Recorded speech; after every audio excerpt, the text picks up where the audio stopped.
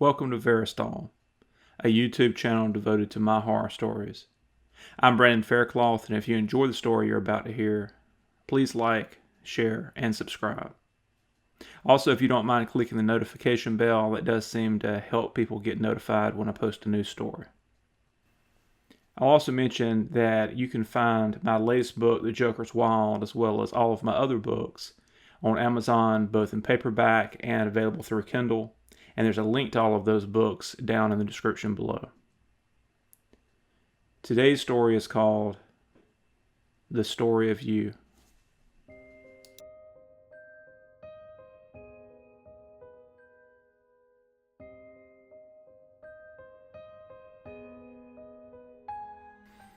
The following is a transcript of the contents of a spiral-bound notebook in the custody of law enforcement in connection with a pending investigation.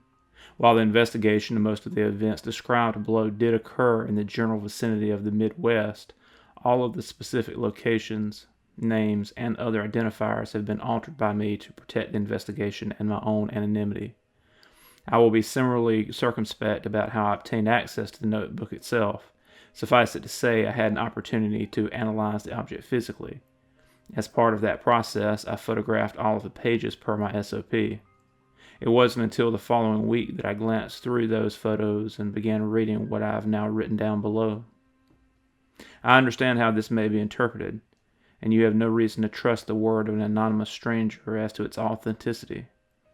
I cannot even vouch for the truth of what I've written myself, though I think I have transcribed all the words accurately.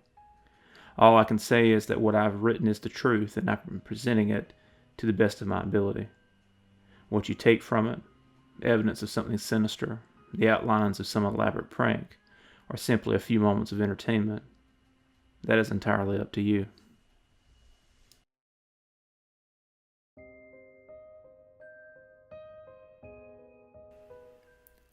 I remember the first time I saw you. You were what, 1? Maybe not even that. Laying on that blanket next to your mom in the park, sleeping so peacefully as she watched over you with a tired but happy look on her face. That sleep, so calm and serene. I envied you that. I was having trouble sleeping even back then, and every day I could feel the last scraps of that kind of peace being taken from me. I don't want you to misunderstand me, though. Me talking about not sleeping and envying a little baby that can, well, you might think I was jealous of you. Hated you even. But no, nothing could be further from the truth. I saw that little pink ball of innocence, that bright little light of life that hadn't been kicked and shit on by the world quite yet. And I loved you. I loved you for what you were and what you could be. So I decided to take you under my wing. Pod once called me a witch. A witch? I tried to tell the dumb bastard that I wasn't no witch, and even if I was, you'd call a boy witch a warlock. But he got that mean, sour look he'd get sometimes before I was 5 words in, and I knew the hit was coming before he even started to swing. I just balled up then. I was 15 at the time, and I could have fought back, but he was bigger and stronger and meaner than me, and if I fought back, it'd just be worse. So instead, I balled right up like a little armadillo. Before long, it was over. Armadillos are funny. They look cute and all, sure, like little knights in suits of armor or something. But you know, a lot of them have leprosy under that armor. Poison rot, like from the olden times, right under their skin. I felt like that back then. Like I had poison welling up under that skin he was bruising and splitting, waiting for the right time to reach out and touch him, wither him right away. Except my poison wasn't leprosy. Mine was what I could see, what I knew. I could look at my father, big strong man that he was, and I could see the thread of his life stretching out in front of him. Not everything, you understand. It wasn't till later that I got where I could focus more and see particulars I wanted to see, but enough the biggest goods and bads he had coming enough to see when and how that thread would be cut for good. That was why he was afraid of me, why he hated me so. I'd made the mistake of letting on what I could see before I knew it was better to hide it. Pa tried to ignore it at first, but that changed when I came to him crying one morning. Found him in the field working on that old tractor that crapped out at least once a season, already in an awful temper. I should have known better, but I was scared and upset, and I loved him. I thought if I told him how he was going to die, he could avoid it, and I wanted that more than just about anything.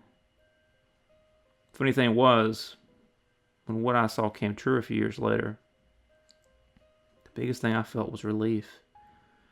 Relief that it was over and that my poison had finally finished the job. And I know what you're thinking. I'm being arrogant, thinking I can play God, thinking that my visions are killing people when, just by listening to what I've said, you could tell I'm just seeing what's coming for somebody, and even warning them doesn't change a thing. For a long time I thought that way too. As I got older, and especially after Pa passed, I got stronger in what I could see, but I wanted to see it less and less. I couldn't help people, and seeing people that way, like a bunch of choices they hadn't made yet, it made it hard to see them as people at all. They were just numbers and symbols, and I felt like some egghead mathematician looking at some humongous formula on a blackboard. Except I liked people, and I hated math, and the world was getting so I couldn't be around someone for more than a few minutes without seeing the worst things they would do and how it would all end. I learned to block it some, but just enough that I didn't go crazy. And that was before I started losing sleep. We aren't meant to be in this world all the time. I'm convinced of this. This world, it's a hard place with sharp edges, and it'll whittle you down to nothing if you don't leave it once in a while. That's why God gave us sleep and dreams. Some people say those dreams are as real as this world, realer even. And maybe that's so, or maybe not. I don't know. What I do know is that we aren't meant to stay here all the time, especially when you see everything that I see. When I first saw that little baby you, I guess something came over me. Maybe it was some instinct, some part of whatever this power is that I have. I like to think that it was something more, though. That even then, I wanted to keep you safe forever. I spent the next hour looking through the thread of your life. The times you were truly scared or truly happy. The things that shaped you or pushed you this way or that. When you felt loved and when you were in danger. The day when you were just 19, that you died. By the time your mama picked you up and carried you back to the car, my head was splitting and I was close to bawling. I could see how it happened and why, but not how to stop it. Telling you, even if I waited 18 years to tell you the day it happened, wouldn't be enough to stop it. Our lives, our fates, they have movement. Inertia. And you were heading toward a coffin like a bullet flying fast. Me telling you something that you wouldn't believe until it's too late to help anything. Well, I might as well be puffing out of breath at that passing bullet. It won't change where it hits. One little bit. But what if I didn't talk to you just then? What if I talked to you for years? Prove to you that what I saw was real and that you could trust me.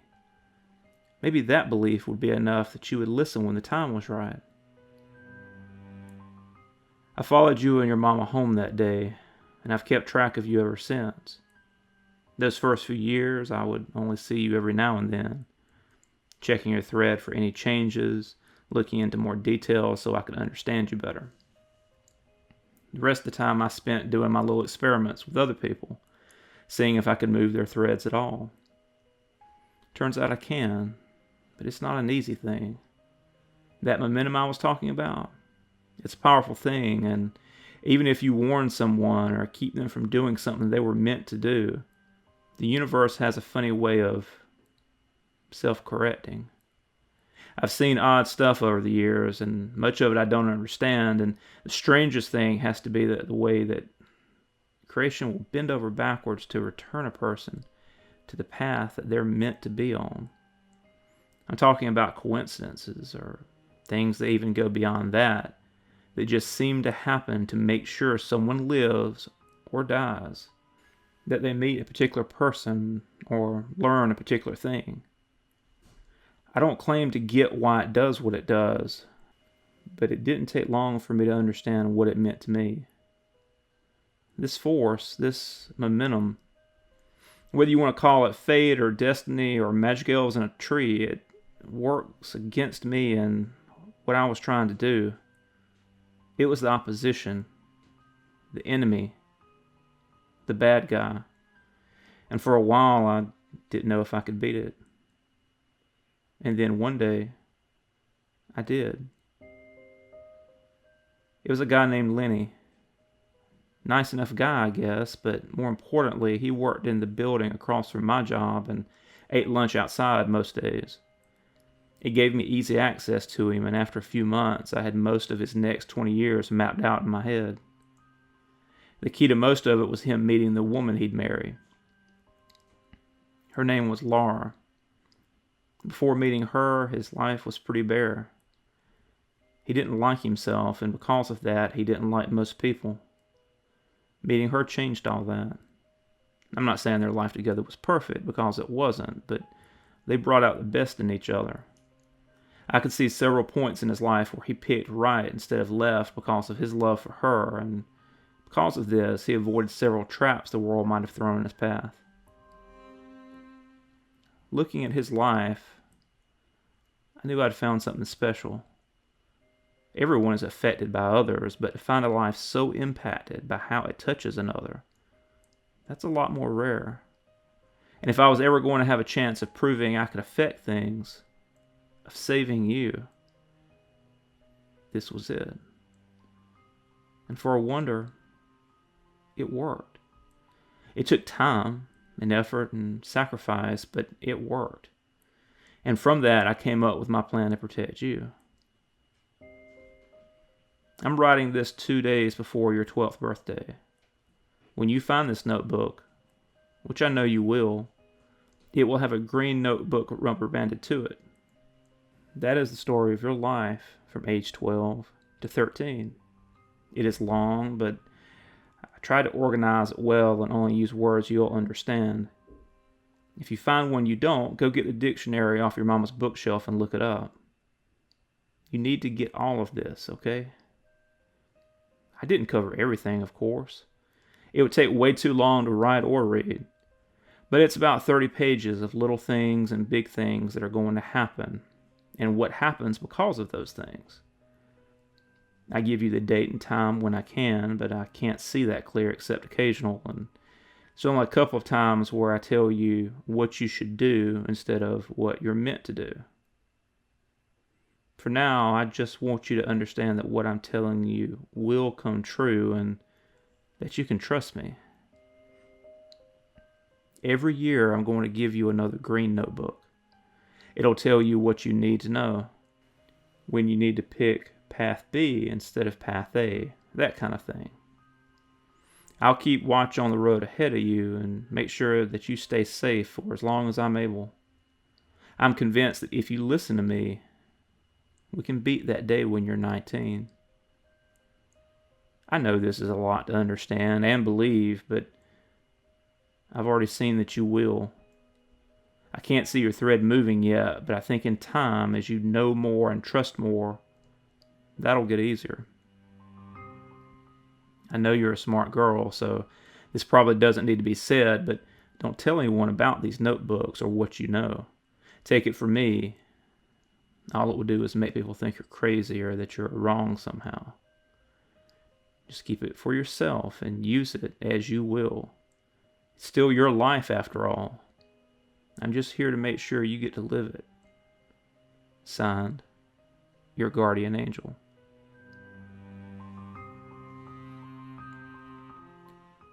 That is the end of the primary writing in the red notebook.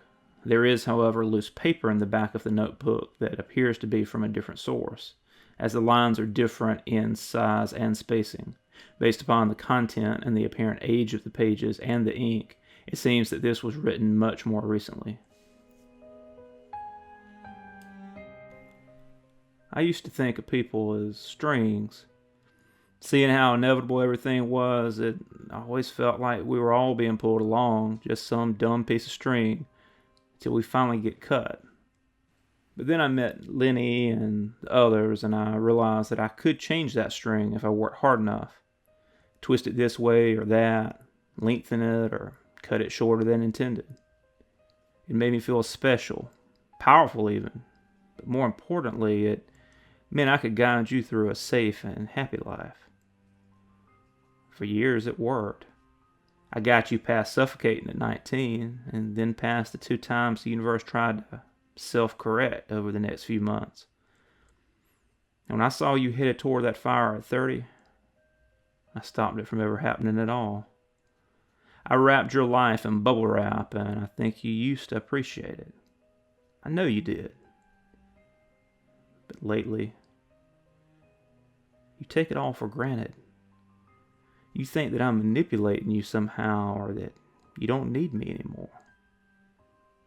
You have no idea of the vicious things the world has waiting for you at every turn, of how many times I've fought those things off for you.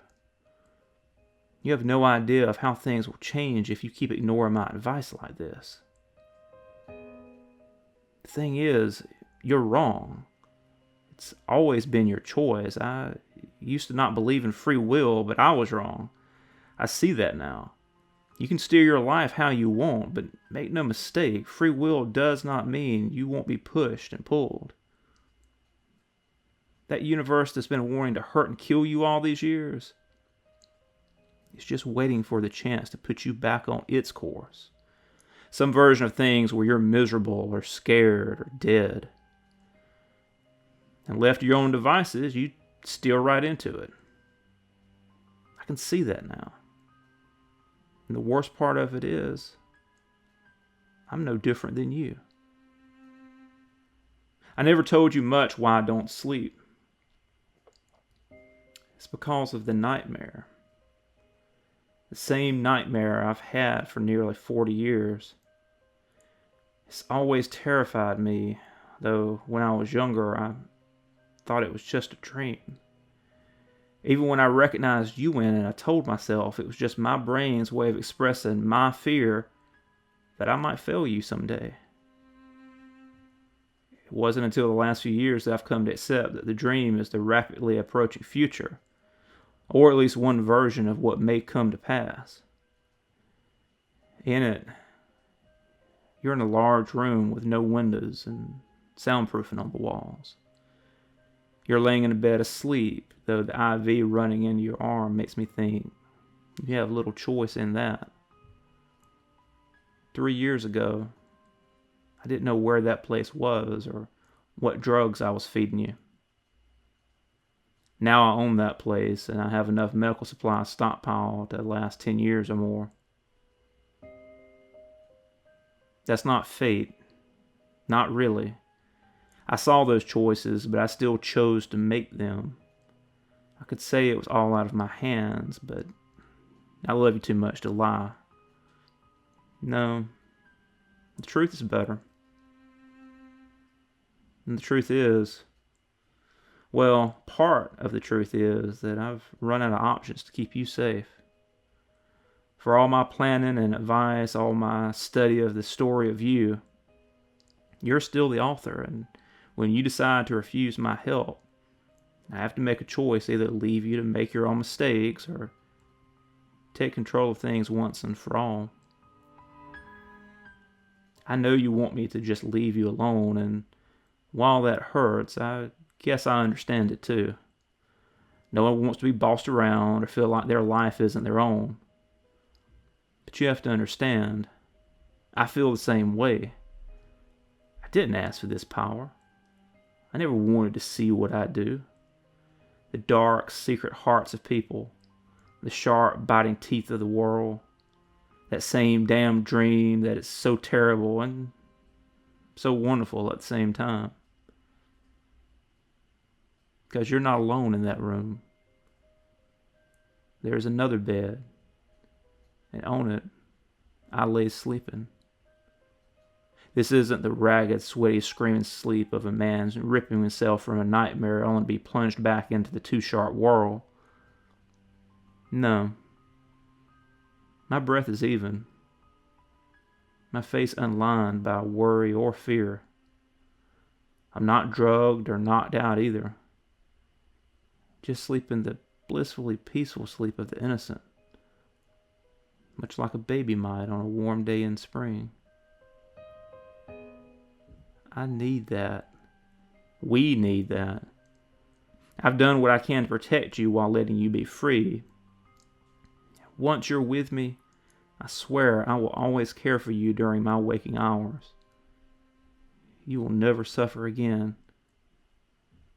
I see your thread, and I know this will work. I will keep you from the teeth of the world, and in turn, you will give me the dreamless escape I've lived without for so long.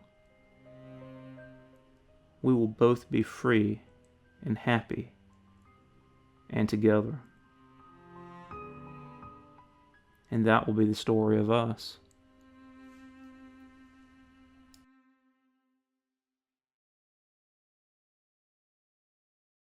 Thank you for listening.